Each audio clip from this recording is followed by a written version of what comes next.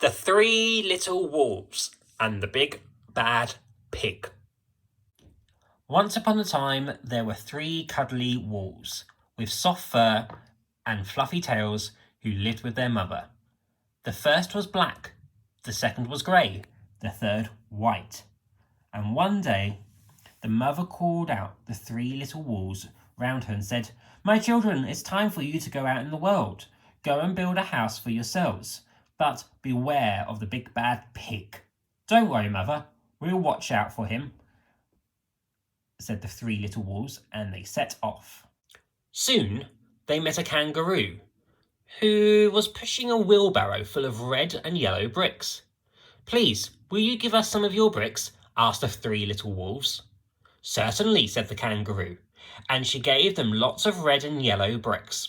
So the three little wolves built themselves a house of brick. The very next day, the big bad pig came prowling down the road and saw a house of bricks that the three little wolves had built. The three little wolves were playing croquet in the garden when they saw the big bad pig coming. They ran in a house and locked the door. The pig knocked on the door and grunted, little wolves, let me come in." "No, no, no," said the three little wolves. "By the hair on our chinny chin chin, we will not let you in. Not for all the tea leaves in China. Then I'll huff, I'll puff, and I'll blow your house down," said the pig. So he huffed and he puffed, and he puffed and he huffed, but the house didn't fall. But the pig wasn't called big and bad for nothing. He went and fetched his sledgehammer, and he knocked the house down.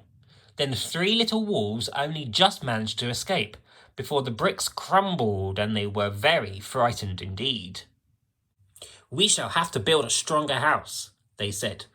Just then they saw a beaver who was mixing concrete in the concrete mixer. "Please, will you give us some of your concrete?" asked the three little wolves. "Certainly," said the beaver, and he gave them buckets and buckets full of messy, slurry concrete. So the three wolves built themselves a house of concrete. No sooner had they finished than the big bad pig came prowling down the road and saw the house of concrete that the three little wolves had built. They were playing battledore and shuttlecock in the garden when they saw the big bad pig coming. They ran inside their house and shut the door. The pig rang the bell and said, "Little frightened wolves, let me come in." "No, no, no," said the three little wolves. "By the hair on our chinny chin chin, we will not let you in. Not for all the tea leaves in our china teapot." "Then I'll huff and I'll puff and I'll blow your house down," said the pig. So he huffed and he puffed and he huffed and he puffed, but the house did not fall. But the pig wasn't called big and bad for nothing. He went and fetched his pneumatic drill and smashed the house down. The three little wolves managed to escape by the hair of their chinny chin chins, were trembling and trembling and trembling. "We shall build an even stronger house," they said, because they were very determined. Just then they saw a lorry coming down the road, carrying barbed wire, iron bars, armour plates, and heavy metal padlocks.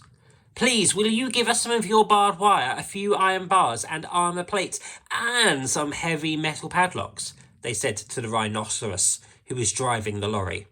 "Sure," said the rhinoceros, and gave them plenty of barbed wire, iron bars, armour plates, and heavy metal padlocks.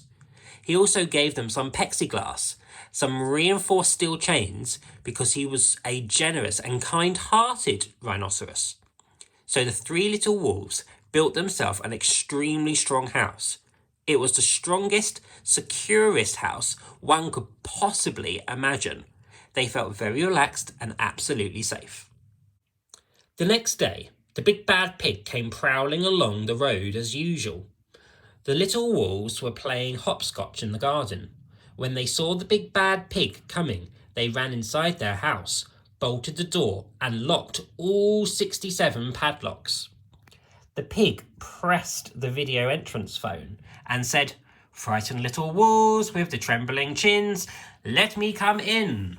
No, no, no, said the little wolves. By the hair on our chinny chin chin, we will not let you in, not for all the tea leaves in our china teapot.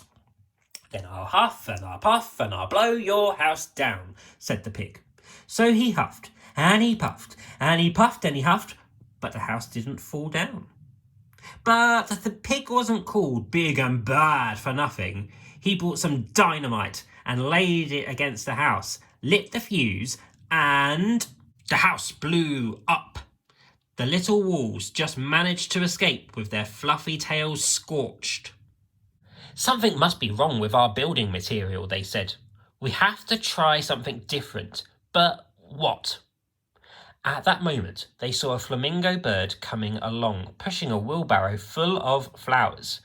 Please will you give us some flowers? Asked the little wolves. With pleasure, said the flamingo bird, and gave them lots of flowers.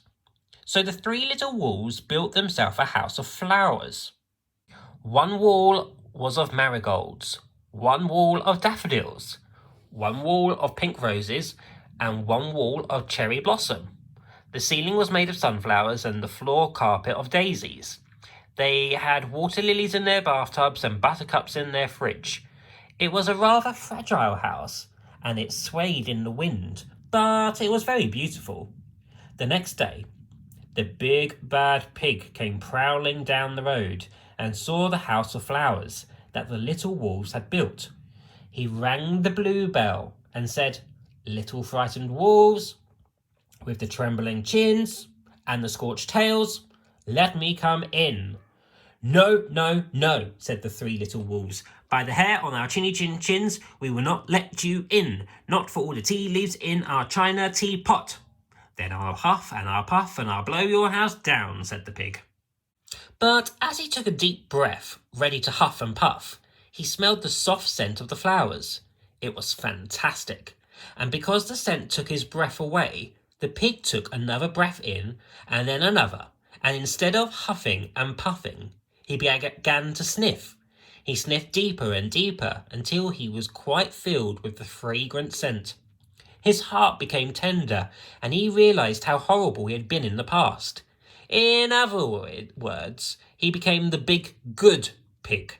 He started to sing and dance, the tarantella. At first, the three little wolves were a bit worried, thinking that it might be a trick. But soon they realized that the pig had truly changed. So they came running at the house. They introduced themselves and started playing games with him. First they played Pig Pog, and then they played Piggy in the Middle, and then when they were all tired, they invited him into the house.